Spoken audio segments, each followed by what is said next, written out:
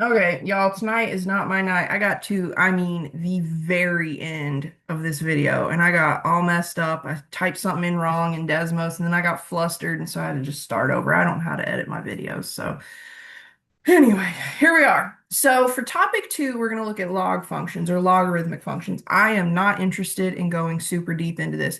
To me, logarithmic functions are a much, much, much higher level of algebra. Okay, so this is something that we would do like in pre-calculus algebra. So I'm not really interested in going deep. Okay, I do want you to know that log, like exponential and log functions, are inverses of each other.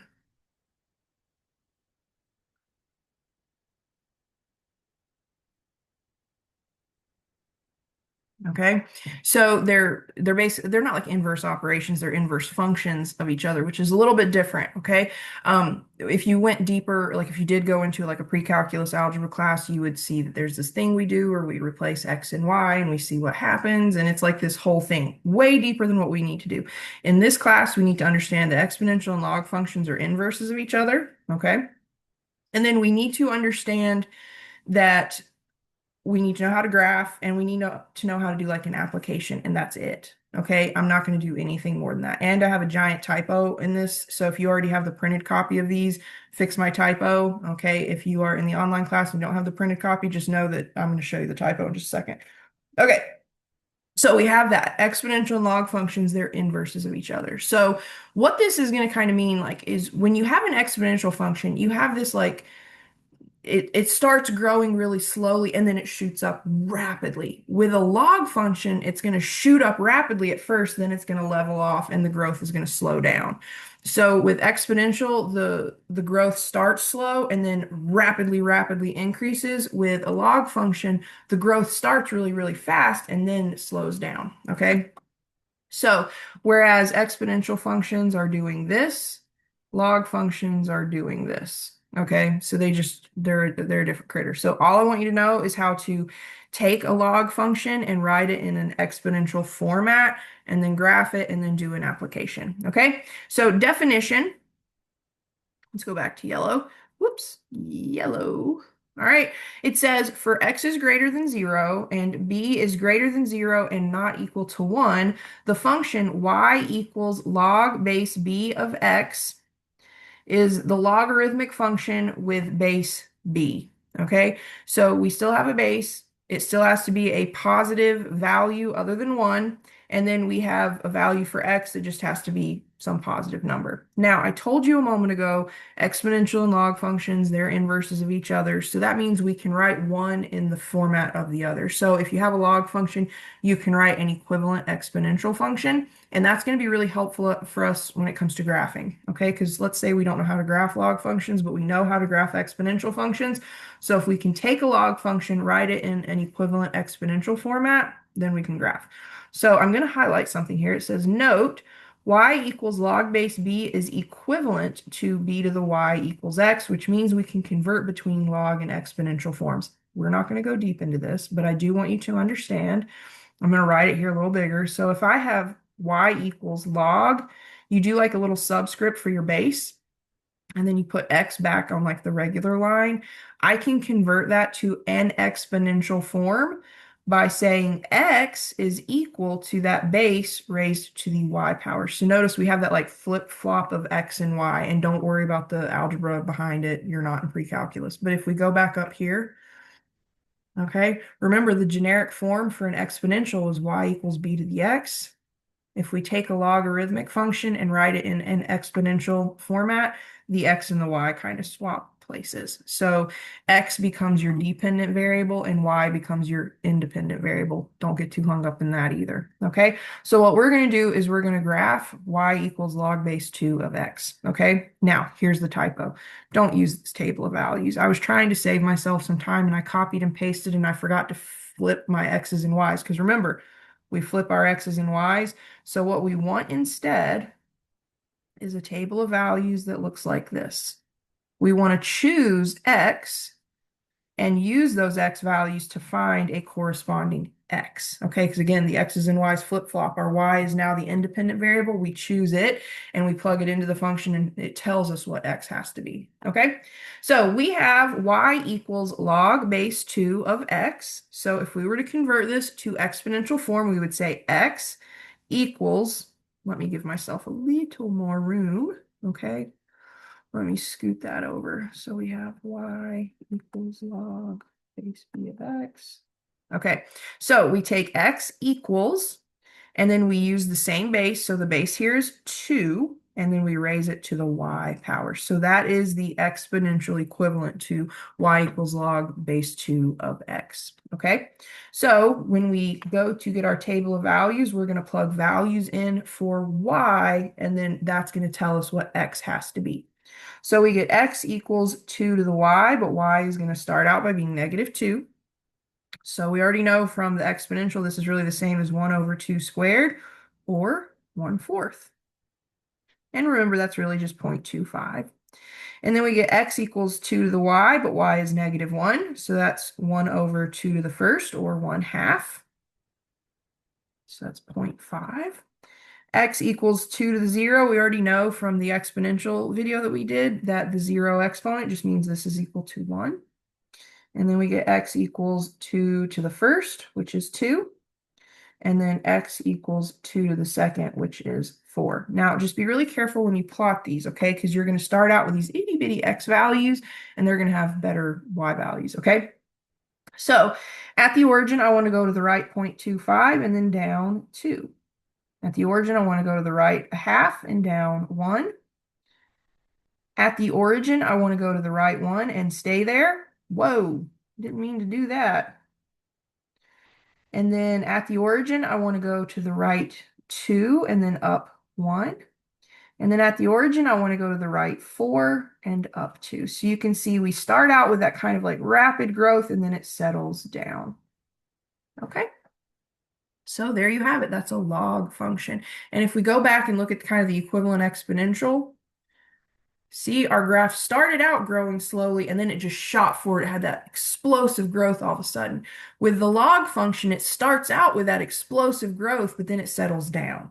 Okay, so they kind of do the opposite. All right, so now let's look at, that's the graph. Okay, and I can show you in just a minute. I guess I can show you now. If we go to Desmos, let's see, Desmos. Okay, you want to type in y equals, and then just type the lowercase word log. And then you want to put in a subscript. And the way you do that is you type shift and then the underscore button. So hold down shift, type in the underscore. It'll put you in like a subscript. You want to type in your base, which was 2. Go back to the main part of the equation and type in x. And there you have it. That's your graph. Okay. And the table of values is a little bit different here. Okay. So I'm not going to show you the table of values because it's not super easy with this. So just know how to do it by hand. Okay. And then you can verify your graph in Desmos. Alrighty, one more. We have one application problem. So down here it says, consider the following. It says when the outside air temperature is anywhere from 72 degrees to 96 degrees Fahrenheit, the temperature in an enclosed vehicle climbs by 43 degrees in the first hour. The bar graph shows the temperature increase throughout the hour. So you can see this bar graph in the first 10%, in the first 10 minutes, the temperature increases 19 degrees. 20 minutes, it's up 29 degrees. 30 minutes, it's up 34 degrees. 40 minutes, it's up 38 degrees. 50 minutes we're at 51, and then 60 minutes we're 43 degrees increase, okay? And notice you can kind of see that explosive growth at the start, and then it slows down. So the first 10 minutes, the temperature increased 19 degrees, then it increased 10 degrees, then it increased 5 degrees, then 3 degrees, then 3 degrees, then 2 degrees. So it starts out rapidly, and then it kind of levels off. Okay, now this can be modeled by the function. So we have to be really careful. In math, there's a graph is a graph. We're good with that. A model is an equation that kind of represents some real world situation. So when we're talking about a model, we're talking about some equation or some function. So this can be modeled by f of x equals negative 11.6 plus 13.4 times ln x. So you might be like, what in the tarnation is ln? That should be a question you're asking. So ln stands for the natural log, which is really just a log with base E. Remember E, that irrational number that is approximately 2.72. It comes up so frequently in the real world that we came up with its own little thing. So natural log is a log that has a base of E. Okay, so that's what's happening here. So this can be modeled by the function f of x equals negative 11.6 plus 13.4 natural log of x, where x is the number of minutes. Okay, so let's see what's happening here. It says use the above model, the equation, and graph to answer the following questions. So for part A, it says using the model, the equation or the function, find the temperature increase to the nearest degree after 30 minutes. So we want f of x equals negative 11.6 plus 13.4 times the natural log of 30 in this case. So let's go to the calculator.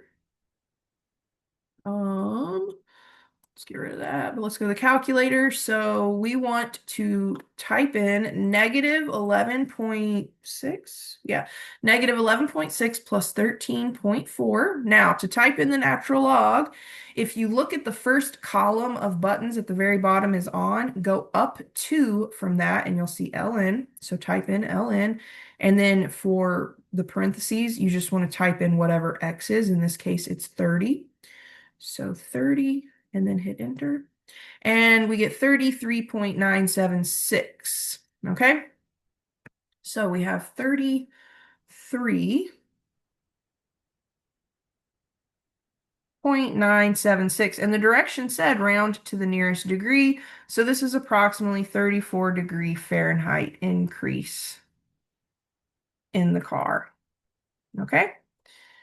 And then the part B of this question says, how well does the function model the actual increase shown in the graph? Well, if we go back up to the graph at 30 minutes, we are at a 34% increase, which is pretty much exactly what we got, or not 34%, 34 increase in the temperature inside the car. Now, technically, we got 33.976, so the model slightly underestimates the graph, but the graph and the model are pretty good at 30 minutes. So pretty exact.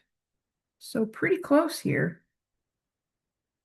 All right. Now, if you wanted to use Desmos, you certainly could. Let's go to Desmos and kind of look at the graph of this. All right, so we want y equals negative 11.6 plus 13.4. Now, for natural log, you can just type in ln, or if you go to the keyboard and go to functions, and then mosey on down to calculus, and you'll see ln there. And then you could type in just x. All right, so it looks like this crazy line. So we need to do some tweaking to our window, okay? And so we need to kind of think about like what's really going on here. So let's go to the wrench, okay? Now, X is time. And so we're looking at the first hour of the inside temperature of a car. So we can't have negative time. So we're just going to use 0 to 60 minutes. So we'll go 0 to 60, and let's increment in 10-minute increments because that's what our graph did. And then for y, you can't have a negative, I mean, you can have a negative temperature, but not in this case. So we're going to go 0 to, let's do like 50, because we're looking at a 43 increase in 60 minutes. So let's just do 0 to 50. And then for the step, that's going to show us how we're going to increment the y-axis. Let's go by 5s. Okay. So here's our graph, all right? And you can zoom in or out. Once you fix your window, you can still zoom in or out. So if you kind of want to see the actual x and y axis, there you have it. And we were interested in 30 minutes. So when x equals 30, we had a temperature of 34.02. And that's actually at 30.06. So, whoops, I had it exact. Well, you get the gist. It's hard to pinpoint exactly that point without typing some stuff in, but there you have it. There it is. So we get 30 minutes, and the temperature is going to increase by 33.976 degrees. All right. So there you have it. That is logarithmic functions for me. I'm really truly only interested in making sure you know how to graph a basic log function. So what you want to do is convert it to the equivalent exponential, create a table of values, plot your points, and then just understand how you can use this in functions and equations. So just know how to do some word problems, okay? When we come back, we're going to spend some time talking about quadratic functions, okay?